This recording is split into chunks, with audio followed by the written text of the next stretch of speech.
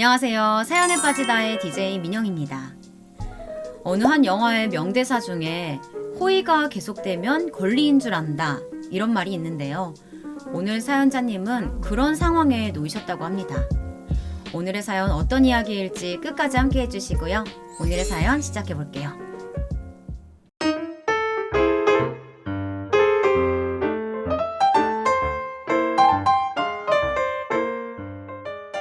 안녕하세요. 저는 딸 하나, 아들 하나, 두 아이의 엄마이자 출판사에서 일하고 있는 30대 후반 여성입니다. 원래는 잡지팀에서 일을 했었지만 결혼하고 바로 아이가 태어나면서 다니던 직장도 그만둬야 했죠. 전업주부로 살던 제가 다시 사회생활을 시작한 것도 얼마 되지 않았답니다. 결혼이란 것에 큰 감흥이 없던 저는 일과 사랑에 빠진 것 같다는 소리를 많이 들었어요. 잡지를 만든다는 것만큼 매력적인 일이 없다고 생각했거든요. 그랬던 제가 부모님이 권하시는 선자리에 나가 남편을 만나고 6개월을 연애하다가 자연스럽게 결혼을 하게 되었습니다. 뭐가 그렇게 빨라 하시는 분들도 있으실 수 있겠지만 뭐 어차피 결혼 전제로 소개받은 사람이고 부모님들끼리도 건너 알고 지내시는 사이라서 큰 고민이 없었어요. 거기다 남편이 딱 제 이상형이었죠. 평범한 사람, 정상적 사고를 하는 평범한 사람이 제 이상형인데 저희 남편이 평범 그 자체였거든요. 물론 위로 시누이가 둘이나 있다는 것이 솔직히 걸리기는 했어요. 원래 때리는 시어머니보다 말리는 시누이가 더 미운 법이잖아요. 그래서 고민을 좀 했지만 둘 다 지방에 살고 있다기에 만나봤자 1년에 몇 번이나 되겠나 싶어서 그냥 넘겼죠. 세상 일 어떻게 될 줄 알고 그렇게 생각했는지는 모르지만 당시에는 그게 큰 문제라고 생각이 전혀 안 들었답니다. 결혼 준비를 하면서 살짝 위기가 오기는 했었어요. 결혼을 해야 하나 말아야 하나 하면서 말이죠. 심플, 간단, 명료 이 세 가지가 가장 중요한 저한테 선택할 것들이 너무 많은 결혼 준비는 말 그대로 대환장 그 자체였거든요. 거기다 시누이들의 감나라 배나라 하는 혼수에는 진짜 머리가 터질 것 같았답니다. 아니 지방에 있다는 사람들이 왜 그렇게 자주 올라오는지 미치겠더라고요. 그날은 예식 때 입을 옷을 맞추는 날이었어요. 저와 남편은 따로 이야기를 해둔 것이 있었는데 시누이들이 다짜고짜 저를 시댁으로 부르는 거예요. 올케는 살집이 있으니까 웨딩드레스는 이쪽이 더 낫지 않아? 그래, 좀 가리는 걸로 가자. 올케 눈이 예쁜 걸로 정하면 나중에 사진 보면 후회한다? 그냥 우리가 권해주는 걸로 해. 형님들, 저는 웨딩드레스 안 입어요. 저희 스몰 웨딩으로 가족이랑 지인 몇 분만 모시고 하자고 이야기 끝났는데 이야기 못 들으셨어요? 뭐야, 그 말이 그럼 진심이었다고? 제가 남편과 결혼을 결심한 이유 중 하나가 저와 생각이 비슷하다는 점 때문이었어요. 번잡스러운 거 질색하고 책 좋아하고 자기 시간을 소중히 여기는 점. 이런 것들이 너무 잘 맞았죠. 심지어 자기 시간을 보내는 방법도 비슷해서 연애할 때 진짜 편했거든요. 남편과 하는 데이트는 힐링타임이나 마찬가지였죠. 결혼식이란 존재에 대해서도 마찬가지였어요. 제대로 알지도 못하는 사람들의 축복보다는 진심으로 덕담 건네주실 분들과 하자는 생각이 완전 똑같았죠. 그래서 웨딩드레스는 생략하기로 했죠. 올케는 무슨 여자가 웨딩드레스 로망이 없어? 이때 아니면 언제 큰돈 써서 드레스 입어본다고. 그런가요? 저희는 집에 좀 더 투자하기로 이야기해서요. 형님들께서 신경 써주신 것은 고맙지만 저희 예식은 저희끼리 이미 결정했어요. 뭐야? 그럼 엄마도 허락했다는 거야? 그 말도 안 되는 결혼식을? 제가 듣기로는 그렇다고 하더라고요. 그래서 저희 준비 중인데 아닌가요? 형님들은 시어머니께서 어떻게 허락해 줄 수 있느냐고 짜증을 내셨지만 뭐 저야 남편한테 그렇게 하자고 들었을 뿐 자세한 내막은 몰랐어요. 궁금하지도 않았고요.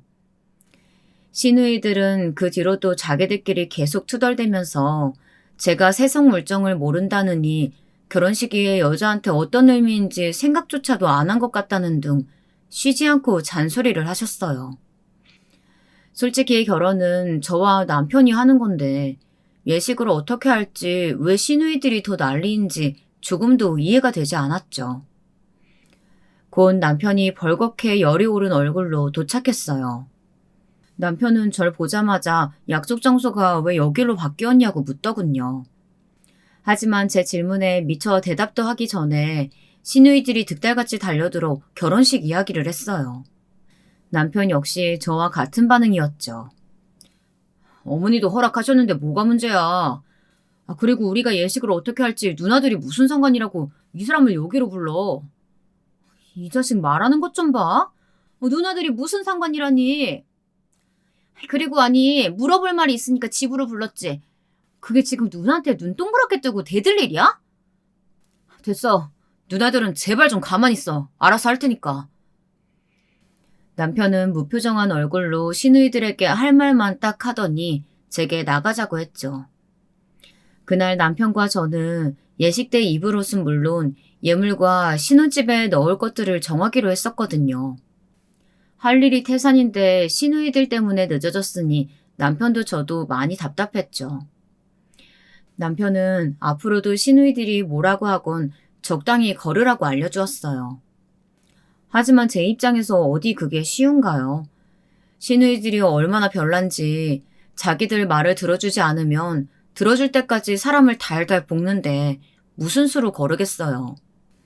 저는 알겠다고는 했지만 자신은 없었어요. 시누이들과의 전쟁은 신혼여행을 다녀오고 나서부터 바로 시작되었어요. 당연히 결혼식이 끝나고 집으로 내려갔을 것이라고 생각했던 시누이들이 떡하니 시댁에 있는데 정말 어처구니가 없었죠. 게다가 저희를 기다린 것에는 다른 목적이 있더라고요. 사람이 정말 속물이다 싶은 생각이 들었죠. 저한테 면세점에서 사오라고 뭘 한가득 시키더라고요. 그랬으면 돈이라도 주던가 그것도 없이 목록을 딱 적어서 사오라는데 진짜 제가 신혼여행지에서 얼마나 당황했는지 말도 못해요. 저희는 시어머니께 먼저 인사를 드리고 면세점에서 구입했던 선물을 시어머니께 드렸어요. 시어머니께서는 살짝 뭔가를 기대하시는 눈빛이 역력했죠. 어머, 이번에 집에 돈이 많이 들었다면서 뭘 또 이런 걸. 마음에 드세요, 어머님? 그이한테 어머님 취향 물어도 관심 없다고만 해서 그냥 제가 어머님께 어울릴 만한 걸로 샀거든요. 너무 예쁘다. 세상에 잘 가지고 다닐게. 어디 좀 봐요, 엄마. 뭐야? 이거 어느 브랜드야? 이렇게? 적어도 시어머니 선물인데 좀 더 성의를 보일 수는 없었어? 국내에 들어오지도 않은 브랜드라니. 시누이는 브랜드를 확인하더니만 어떻게 이런 걸 사올 수 있느냐는 말부터 하더군요. 그리고 유명 브랜드들을 줄줄이 나열하면서 적어도 선물을 할 생각이라면 이 정도는 돼야 한다고 훈계하셨죠. 하지만 제가 사온 브랜드는 한국에 아직 들어오지는 않았지만 곧 런칭된다는 정보를 패션 화보를 준비한 지인에게 들었던 터라 불어 발품을 팔아서 준비했던 거였어요. 당연히 시누이들이 그런 것까지 다 알고 있을 리 없다고 생각하고 그냥 넘어갈까 싶었죠. 하지만 시누이들의 잔소리가 계속되자 시어머니 표정이 점점 안 좋아지시는 것이 선물을 하고도 마음이 불편하더라고요. 곧 보시게 될 거예요. 지난주에 계약 끝난 브랜드거든요. 이 브랜드 화보 담당하는 지인이 알려줬으니까 확실한 정보고요. 그럼 아직 국내에 몇 안 들어왔겠네? 네, 저도 지인한테 들은 이야기지만요. 제 말에 바로 안색이 환해지신 시어머니께서는 시누이에게 모르면 가만히 있으라고 잔소리를 하고는 벌떡 일어나서 가방을 이리저리 걸쳐보시더니 상당히 만족스러운 표정을 지으시며 친구들 만나는 자리에 가지고 나가야겠다고 하셨어요. 시어머니 이야기를 가만히 듣고 있던 시누이들은 한풀 꺾인 듯이 보였어요. 하지만 그것은 저의 착각이었죠. 시누이들이 잔뜩 기대에 부푼 얼굴을 하고는 자기들이 시킨 일은 잘했는지 물었어요. 그리고는 자신들 선물부터 빨리 내놓으라고 했어요. 사실 남편이 귀찮으니 그냥 화장품으로 통일하자고 해서 그냥 면세점에서 잘 나간다고 소문난 화장품들을 사왔었거든요. 저는 살짝 위험하겠다 싶은 생각도 들었어요. 시어머니 가방을 보고도 이렇게 난린데 화장품을 보고 좋게 넘어가진 않겠다 싶었죠. 첫날부터 뭐가 이렇게 일이 꼬이나 하고 있는데 깜짝 놀랄 일이 벌어지고 말았답니다.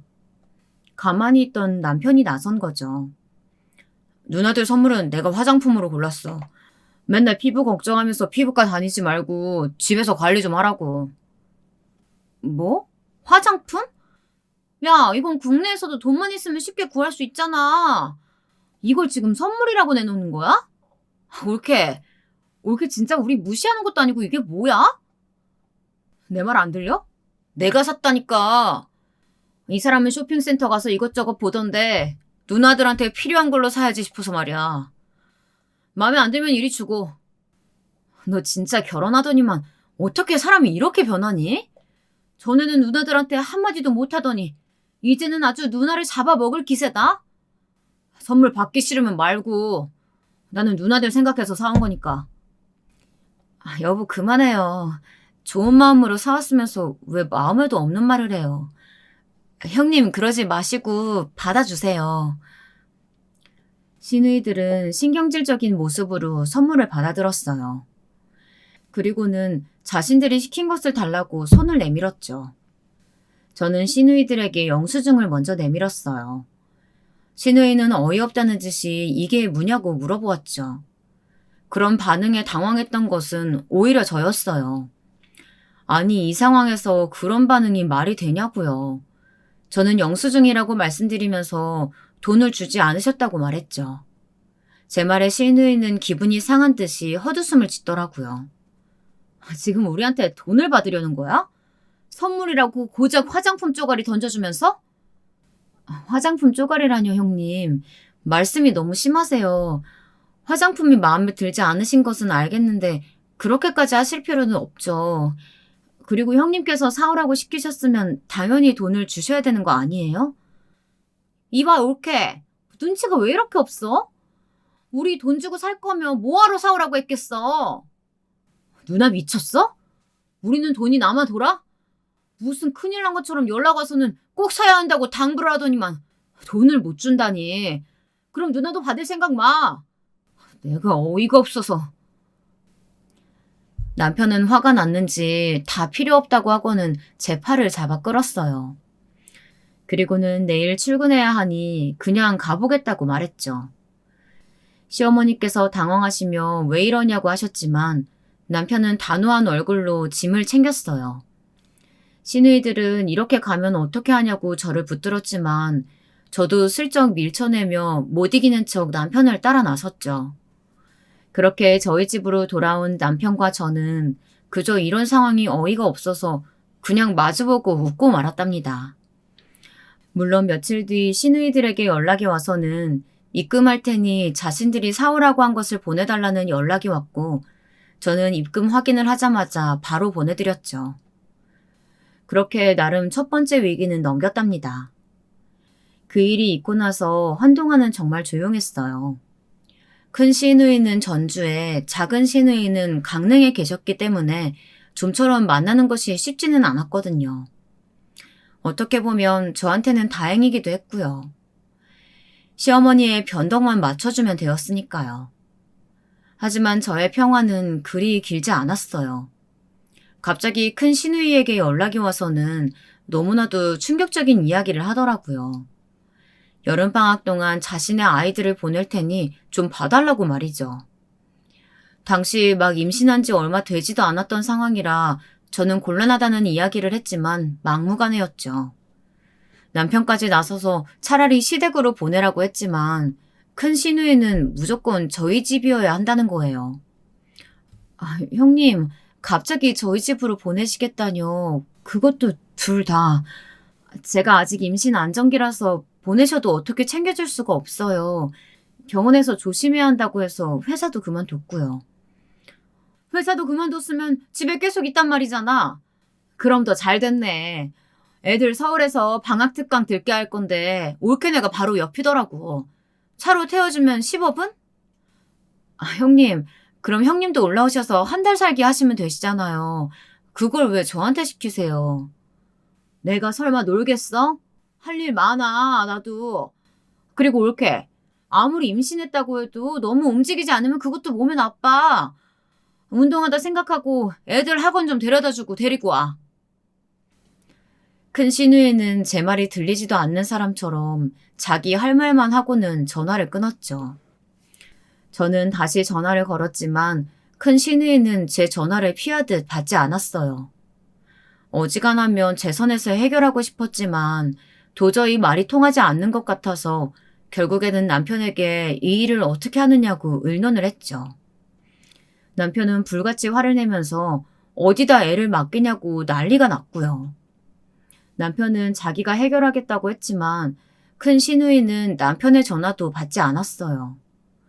그리고는 주말에 바로 아이들만 덜렁 저희 집으로 보냈죠.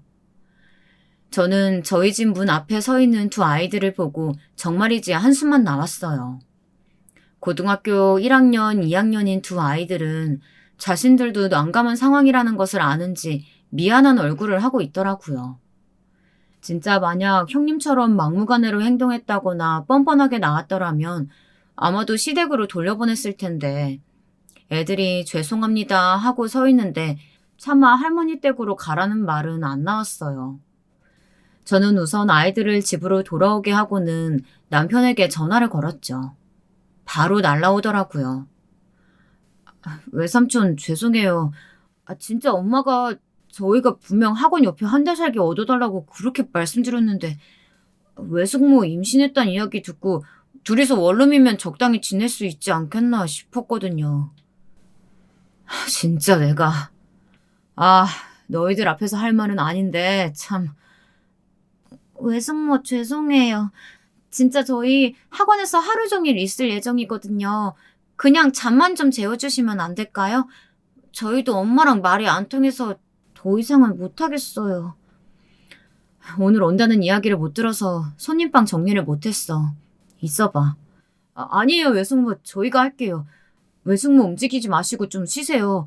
그리고 저희 아침에 시리얼 먹고 다녀서 그냥 알아서 할게요. 진짜 잠만 재워주시면 돼요. 아이들이 마치 죄인이라도 된 것처럼 행동하는데 마음이 너무 불편하더라고요. 사실 큰 시누이가 문제지 아이들이 무슨 죄겠습니까? 저는 그런 문제는 신경 쓰지 말고 이왕 공부하러 왔으면 열심히 하라고만 했죠. 남편은 아이들에게 손님방을 내어주고는 연신 제게 미안하다고 사과했어요. 저는 이미 벌어진 일을 어떻게 하겠느냐고 대답했지만 큰 시누이에게 화가 난 것은 좀처럼 가라앉지 않았어요. 시어머니께서도 이 소식을 듣고는 바로 저희 집으로 오셨어요. 저는 그래도 시어머니께서 큰 시누이에게 한 소리 해주길 바랬죠. 하지만 쇼킹하게도 시어머니께서는 큰 시누이 편을 드셨어요. 시어머니께서는 다 큰 애들이 손이 가면 얼마나 가겠냐며 저더러 한 달 동안 잘 챙겨주라고 말씀하셨답니다. 아이들만 보면 기꺼운 마음으로 챙겨주고 싶은 마음이 가득이었는데 시어머니께서 그렇게 나오시니 딱 마음이 상하더라고요. 하지만 저의 기분 따위 안중에도 없던 시어머니께서는 애들이 공부를 잘해서 의대를 갈 아이들이니 먹는 것부터 잠자리까지 신경 많이 쓰라고 신신당부를 하셨어요. 그리고는 큰 시누이가 제게 말했던 것과 똑같은 이야기를 하더라고요. 소름이 돋을 정도였죠. 그렇게 시어머니께서 제게 잔소리만 남기고 가버리시고 피곤한 몸으로 소파에 누웠어요. 진짜 온몸이 나른했죠. 잠시만 잠든다는 것이 저도 모르게 그냥 푹 자버리고 말았답니다. 눈을 떴더니 주방에 사람이 있더라고요. 조카들이었죠. 저는 너무 놀라서 무슨 일이냐고 물었지만 조카들은 빙긋 웃기만 하더니 저녁 먹자고 저를 식탁에 앉히더라고요. 집에서도 종종 해먹는다며 부대찌개를 끓였다고 권하는데 진짜 너무 맛있더라고요. 저희 집에서도 매일 저희들끼리 밥 해먹고 그래요. 아침이든 저녁이든. 그러니까 외숙모 저희 전혀 걱정하지 마시고 외숙모 컨디션만 신경 쓰세요.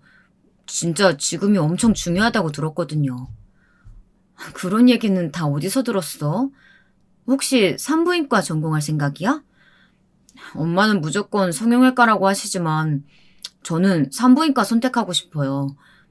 우선은 의대부터 들어가는 게 우선이겠지만요. 저는 요리사요. 형은 아무것도 안 했어요. 다 제가 했지.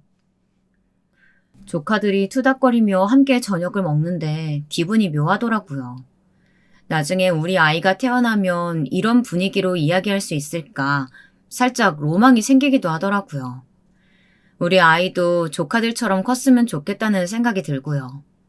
저는 그날 이후 조카들과 정말 재미있게 생활했답니다. 다만 중간중간 전화가 와서 저를 뒤집는 큰 시누이만 아니었다면 말이죠. 아이들을 보내두고 일주일 정도 지나고 나서야 큰 시누이에게서 연락이 오더라고요. 적어도 아이들 챙겨줘서 고맙다는 말 정도는 할 줄 알았는데 대뜸 애들 아침은 잘 챙겨 먹이는지 아이들 매일 데려다 주는지부터 묻더라고요. 저는 기가 차서 좋은 말이 나오지 않았죠. 아이들이 스스로 잘하고 있다고만 했어요. 그랬더니 무슨 용가리 불쇼도 아니고 전화 너머로 소리를 지르며 난리도 아니더라고요.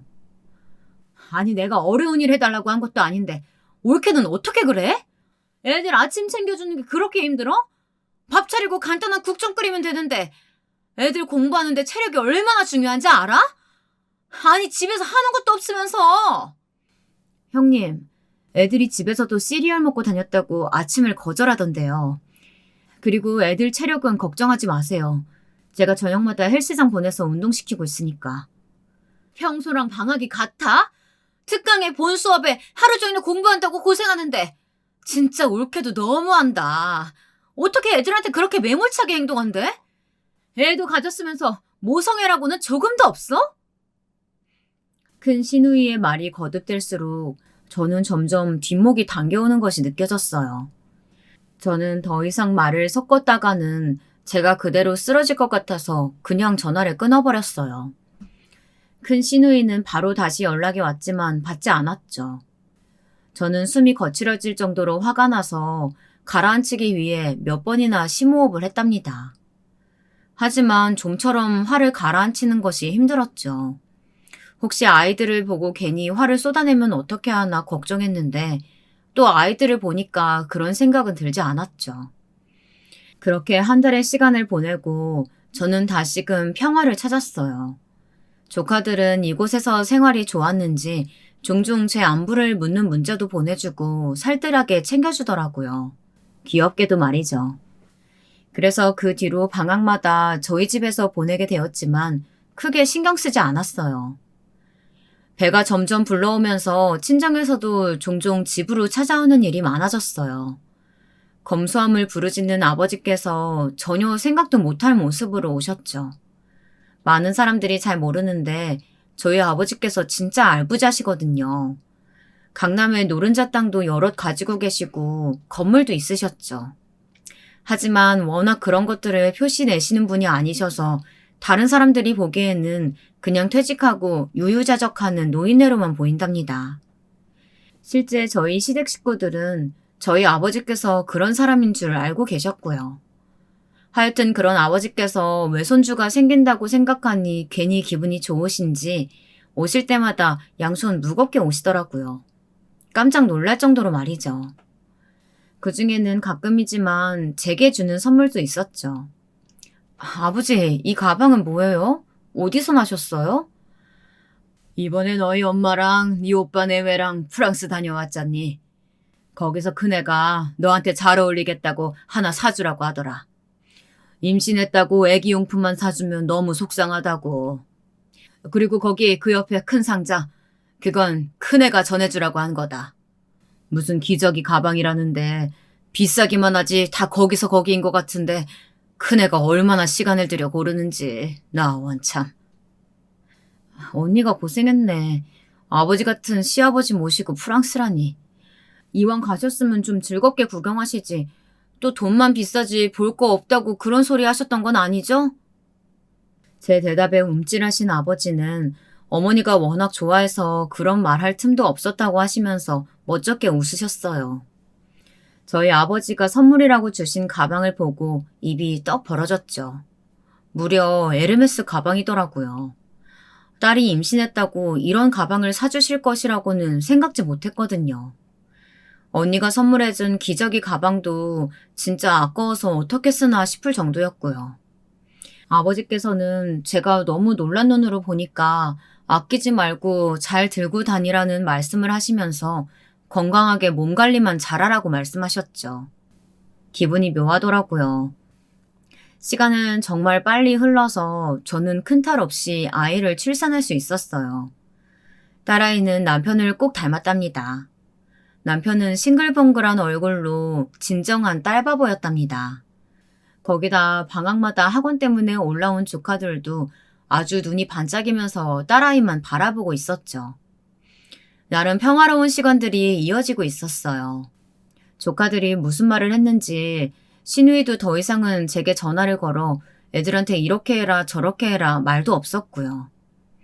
시누이들끼리 무슨 약속이라도 했는지 큰 시누이가 조용하니까 이번에는 작은 시누이가 난리였죠. 그쪽은 좀 더 했던 것이 무슨 일인지는 모르겠지만 이혼을 하겠다고 하고는 덜컥 시댁으로 왔더라고요. 시어머니께서는 무슨 이혼이냐고 난리셨지만 작은 시누이는 더 이상은 못 산다고 막무가내였죠. 저는 참 큰 시누이나 작은 시누이나 똑같이 다른 사람 생각은 1도 안 하고 산다 싶었지만 별다른 말 없이 가만히 있었습니다. 그런데 처음에 그렇게 이혼을 반대한다는 시어머니께서는 갑자기 무슨 바람이 불었는지 당장 이혼하라고 부추기더라고요.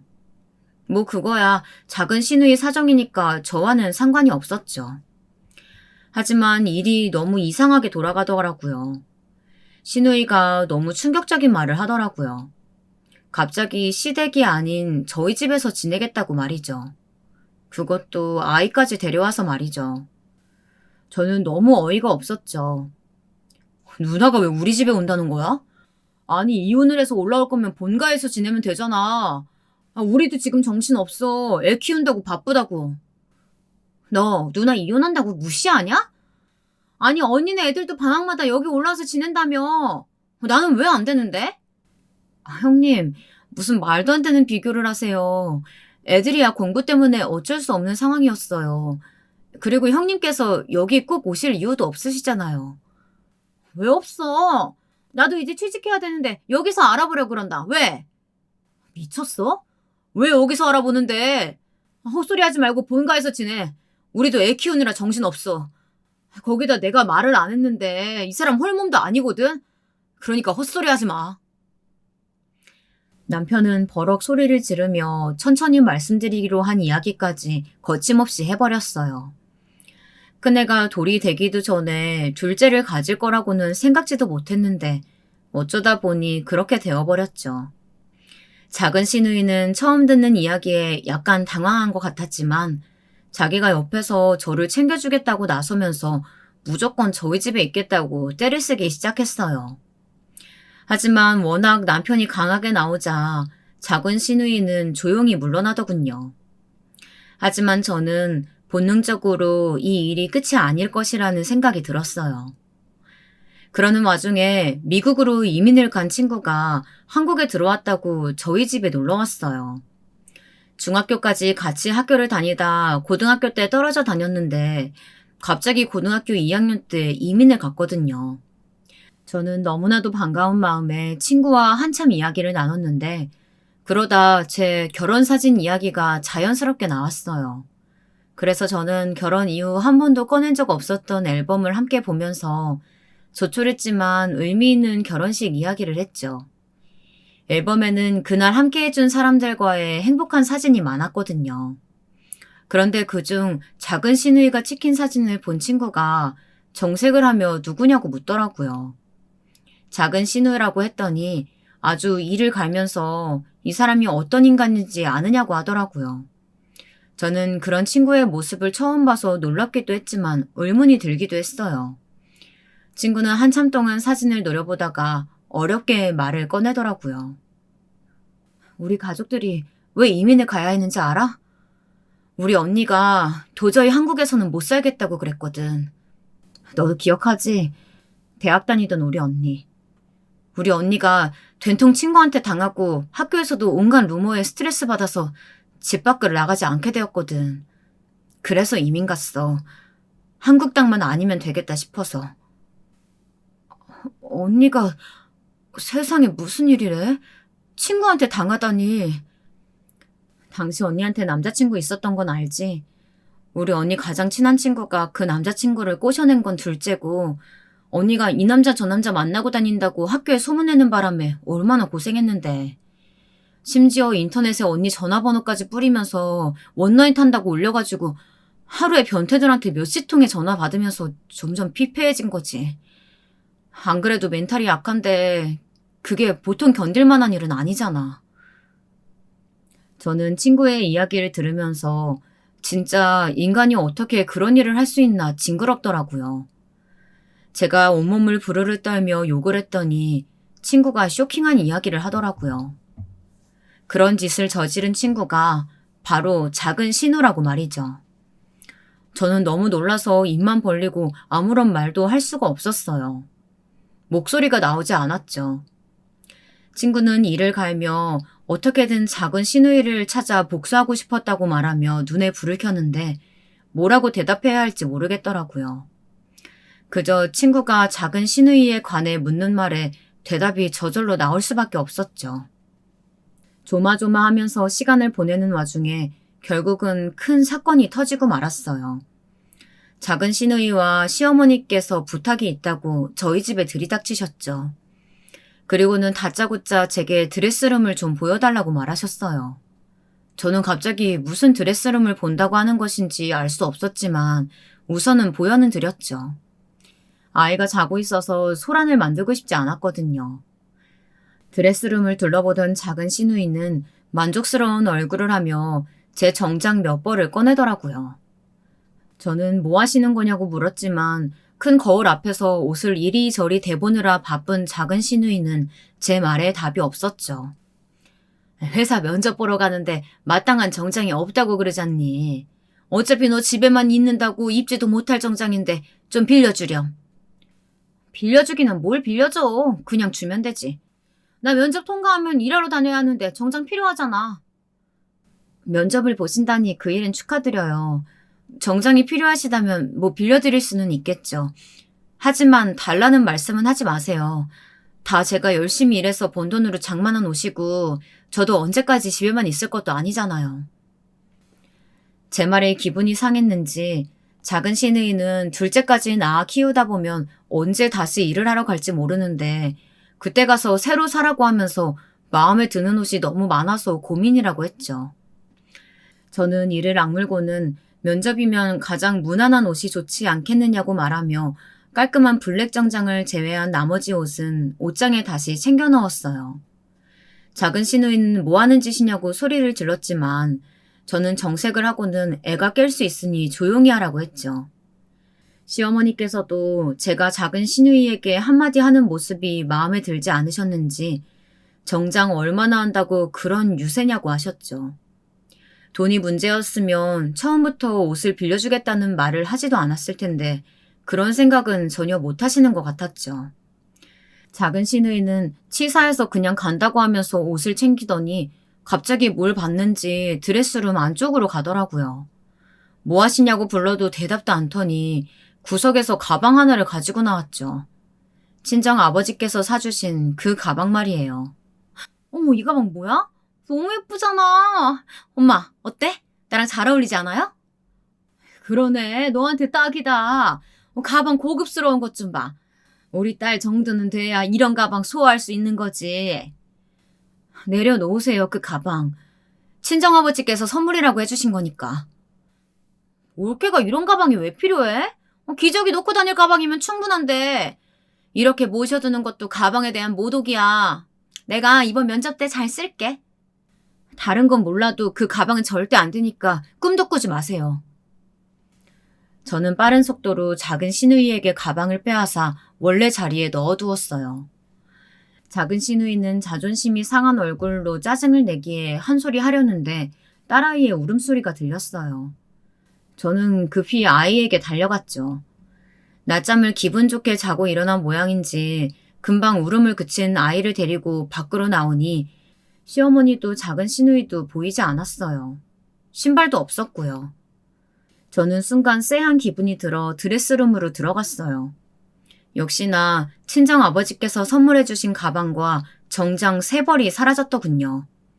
저는 너무 화가 나서 머리가 터질 것 같았어요.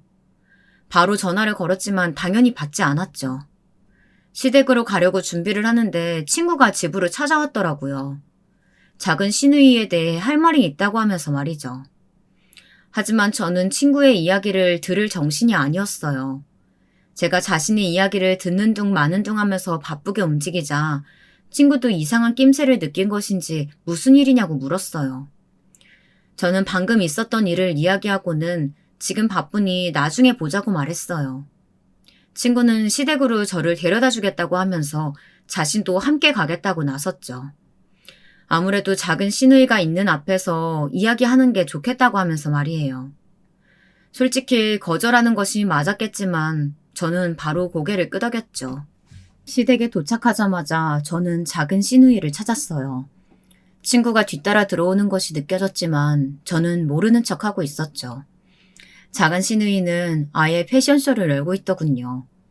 정장과 가방을 들고는 거울 앞에서 이리저리 몸을 돌리는데 당장이라도 머리채를 잡아 끌어내리고 싶었답니다. 당장 옷 벗고 제 가방 돌려주세요. 제가 분명 안 된다고 말씀드렸죠. 허락도 없이 그냥 가져가면 절도인 거 모르세요? 형님께서 제 물건을 훔치셨다고요. 아니 가족끼리 훔치다니. 옳게 말을 왜 그렇게 해? 아니 내가 좀 쓴다잖아. 신우이가 쓴다는데 그것도 못 해준다는 거야? 네 싫어요. 제가 형님 면접이랑 무슨 상관 있다고요? 그리고 분명 정장 빌려드린다고 말씀드렸잖아요. 그 옷이면 충분한데 지금 선을 넘으신 쪽은 형님이세요. 아니 지금 이게 다 무슨 짓이야? 신우이가 옷이랑 가방 좀 가져왔기로써니 이렇게 눈에 쌍심지를 켜고 찾아올 일이니? 그리고 윗사람한테 선을 넘었다니 그게 할 말이야? 어머님 지금 형님께서 저희 집에서 물건 훔쳐가셨는데 제가 돌려달라는 말도 못한단 소리세요? 어머님이야말로 형님께서 훔쳐가시는 동안 뭐 하신 거예요?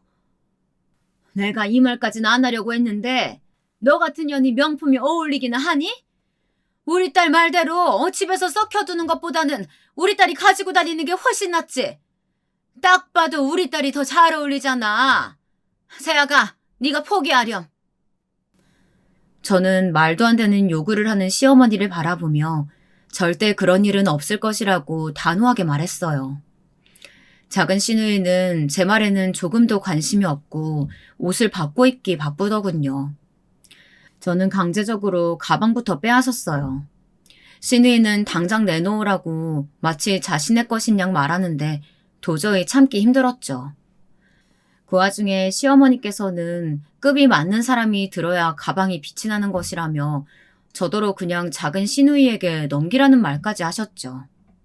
솔직히 올케는 뭘 들어도 촌스럽고 없어 보이잖아. 내가 들면 누가 와도 부티가 확실하게 나고. 그럼 가방한테도 내가 드는 쪽이 더 좋은 거 아니겠어? 그러니까 그냥 포기해. 내가 촌스러워서 그렇다고 생각하고. 저는 작은 시누이의 말이 끝나기 무섭게 옆에 있던 시어머니의 가방으로 시누이의 뒤통수를 가격했어요. 꽤나 큰 소리가 나면서 시누이가 휘청거렸죠. 시어머니께서는 소리를 지르시며 어디다 손을 대냐고 욕을 하셨지만 저는 갑자기 체중을 실어 힘을 휘두르는 바람에 팔에 무리가 갔는지 시어머니의 가방을 더 이상 들고 있을 수가 없었답니다. 작은 시누이는 고래고래 소리를 지르면서 제가 미친 것이 분명하다고 난리를 피웠어요.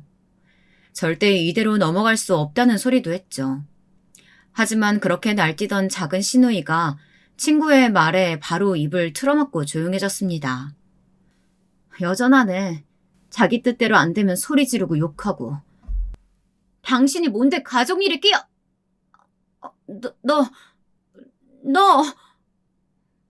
기억은 하나 보네. 우리 언니한테 그따위 짓 하고도 잘 살고 있는 모습 보니까 내가 얼마나 화가 치밀어 올랐는지 알아? 천벌을 받아도 시원치 않을 인간이 결혼도 하고 아기도 낳고 아주 잘만 살더라. 작은 시누이는 친구의 눈치를 보면서 슬금슬금 뒷걸음질 쳤죠. 하지만 친구는 그런 작은 시누이를 놓치지 않았어요. 친구가 작은 시누이 앞에 서류를 들이밀자 작은 시누이는 홀린 사람처럼 받아서 읽기 시작했죠. 점점 시선이 아래로 내려갈수록 작은 시누이의 얼굴은 심각해지기 시작했어요. 곁에서 보고만 있으신 시어머니께서도 이게 다 무슨 일이냐고 작은 시누이에게 붙들고 물었지만 작은 시누이의 시선은 서류에서 떨어질 줄 몰랐어요. 친구는 작은 시누이가 훔쳐간 가방을 먼저 챙겨 저에게 넘겨주고는 작은 시누이를 가만히 보고만 있었죠.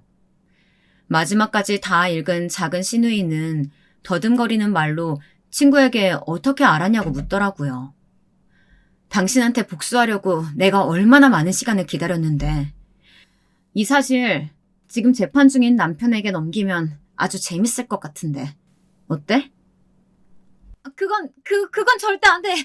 내가 하라는 거 뭐든지 할 테니까 제발 그것만은 참아줘. 올게 친구야? 그럼 내가 이렇게 올케한테도 사과할 테니까 당장 친구 좀 말려봐. 너 왜 그래 갑자기? 사과는 무슨 사과를 한다 그래? 네가 뭘 잘못했다고? 엄마는 좀 가만히 계세요. 지금 보통 일 아니니까. 저는 친구의 발 아래 무릎을 꿇고 싹싹 비는 작은 시누이의 모습을 보면서 속으로는 무척이나 많이 놀랐어요. 도대체 무슨 서류기에 방금까지 기세등등하던 작은 시누이가 바로 몸을 납작 엎드리는 건지 궁금했죠. 친구는 그런 작은 시누이의 모습에도 전혀 미동도 없었어요. 그러고는 제게 나가자고 했죠.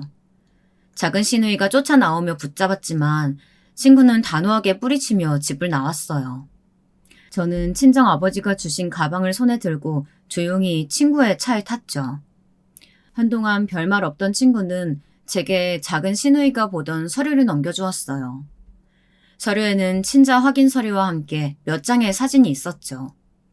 호스트바를 다니면서 젊은 남자들을 여럿 옆에 끼고 있는 작은 시누이의 모습이 단번에 들어왔어요. 몇몇은 수위를 넘는 스킨십까지 하고 있었죠. 친자 확인 관련된 것은 작은 시누이네 막내에 관한 것이었어요. 아주버님 자식이 아니라고 나와 있었죠. 저는 과하게 충격적인 사실에 어떻게 알아낸 정보냐고 물었지만 친구는 사람을 시켰다는 말을 제외하고는 아무 대답이 없었어요. 집에 도착하니 남편이 와 있었어요. 딸아이를 봐주시던 분을 먼저 보냈다고 하면서 갑자기 시댁까지 정신없이 나갔다는 소식에 많이 놀란 눈치였죠. 친구는 추후 작은 시누이에게 어떤 소식이 오더라도 받아주지 말라는 말과 함께 아주버님에게도 원본을 보냈다고 하더군요. 저는 입을 꾹 다물고 고개만 끄덕였죠. 당황한 남편에게 저는 하루 동안 있었던 일을 하나도 빠짐없이 다 이야기했어요. 친구 언니와 작은 시누이와의 관계까지 모조리요. 남편은 잔뜩 붉어진 얼굴로 이제는 더 이상 참을 수 없다고 말하며 바로 시어머니께 전화를 걸었어요. 진짜 누나도 그렇고 어머니도 그렇고 어떻게 다른 사람의 물건을 그렇게 마음대로 하실 수가 있으세요? 아니 누나가 미쳐 날뛰면 어머니라도 좀 말리셨어야죠. 이렇게 나오시면 저도 이제는 못 참습니다. 네 누나가 지금 보통 힘든 상황이야? 아니 비위 잠깐 맞춰주면 조용하게 넘어갈 일을 크게 키운 건 새아가야. 뭐하러 여기까지 찾아와서 그 난리야. 가방 얼마나 한다고. 가방 가격이 중요한 게 아니죠. 그 가방 장인어른께서 특별히 이 사람한테 선물하셨는데 그걸 가져가면 당연히 안 되는 거예요. 그리고 누나 제정신이래요? 호스트바는 무슨 호스트바를 다니단 말이에요. 시어머니께서는 남편의 말에 잠깐 흠칫하시는 것 같더니 어쩌다 한번 다녀온 것 가지고 무슨 말이 그렇게 많냐고 별것 아니라는 투로 말씀하셨어요. 하지만 이미 자료를 다 봐버린 남편은 한두 번이 아니라는 것과 함께 막내가 아주버님의 아이가 아닐 수도 있다는 말까지 일사천리로 해버렸어요. 그 사실은 시어머니에게도 꽤나 큰 충격이었는지 조용하기만 했죠. 남편은 이 모든 사실을 매형이 알면 위자료를 물어줘야 할지도 모른다고 말했어요. 그럼 어떻게 하냐? 양육권도 다 뺏기는 거 아니야?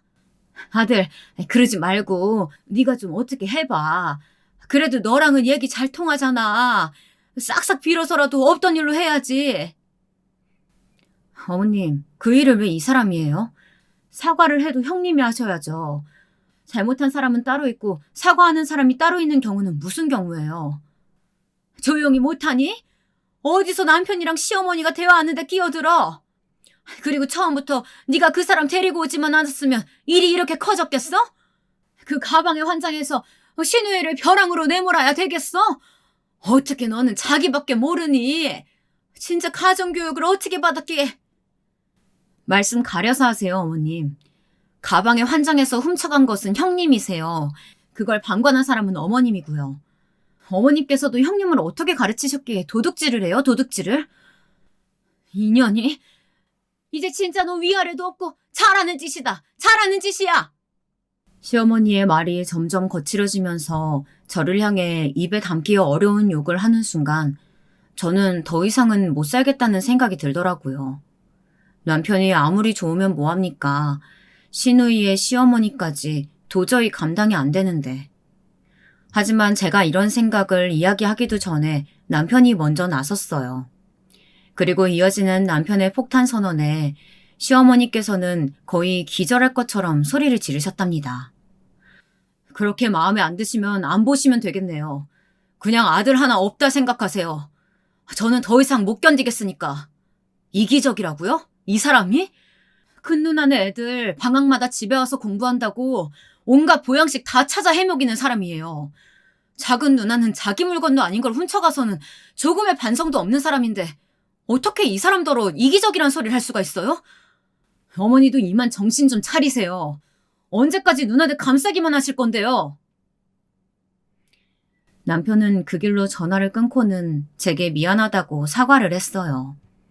너무 순식간에 일어난 일이라 어안이 벙벙해진 저는 정말 서로 안 보고 지낼 수 있느냐고 물었지만 남편은 조금의 망설임도 없이 고개를 끄덕였죠. 남편의 표정은 뭔가 결의에 찬 얼굴이라 뭐라 말이 나오질 않더군요. 남편의 전화가 충격이셨는지 다음날 시어머니께서는 득달같이 집으로 찾아오셨어요. 큰 시누이도 함께였죠. 두 사람은 모든 것이 제 탓이라고 소리를 질렀어요. 손에 잡히는 것이 뭐가 되었든 간에 바닥으로 던지면서 당장 저더러 상황을 수습하라고 말씀하셨어요. 저는 아이가 어린이집에 간 것이 정말 다행이라고 생각하며 차분하게 무슨 상황을 말씀하시는 거니냐고 물었죠.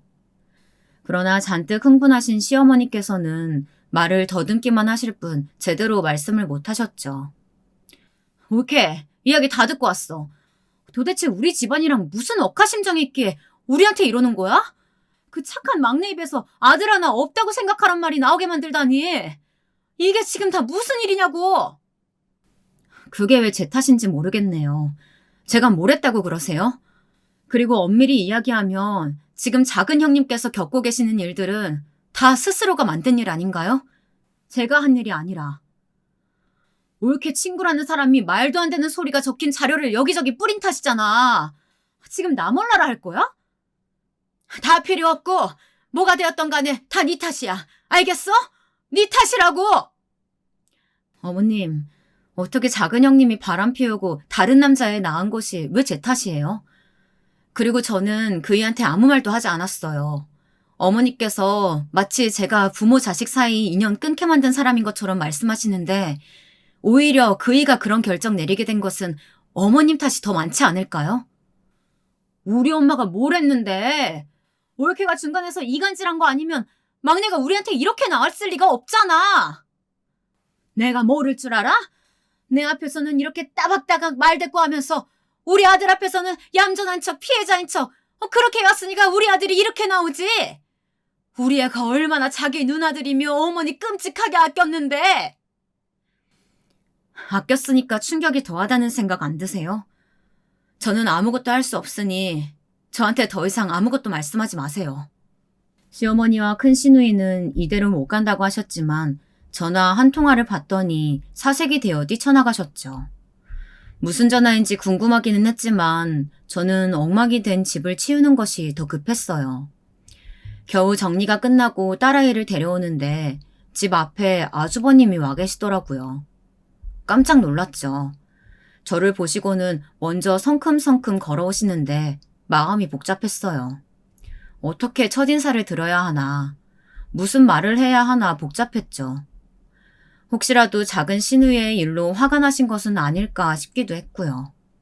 저는 딸아이를 품에 안고 가만히 다가오는 아주버님을 바라보며 어색한 미소를 지었어요.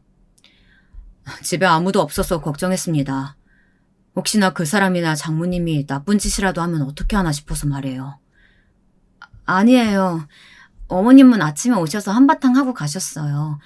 무슨 전화인지 모르겠지만 급하게 나가시더라고요. 아마 제가 보낸 변호사 때문일 겁니다.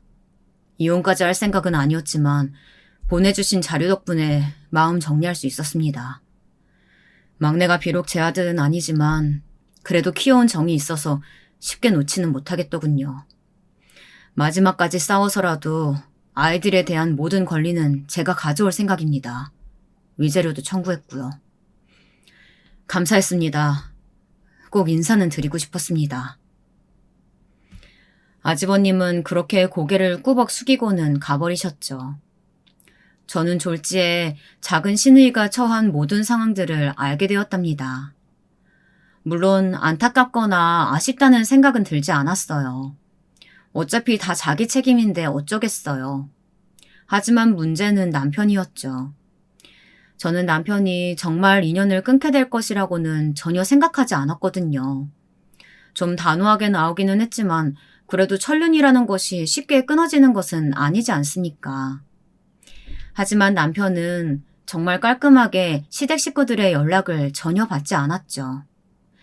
몇 번이나 집 앞으로 찾아오던 시어머니와 큰 시누이도 언제부터인가 소식이 없었고요.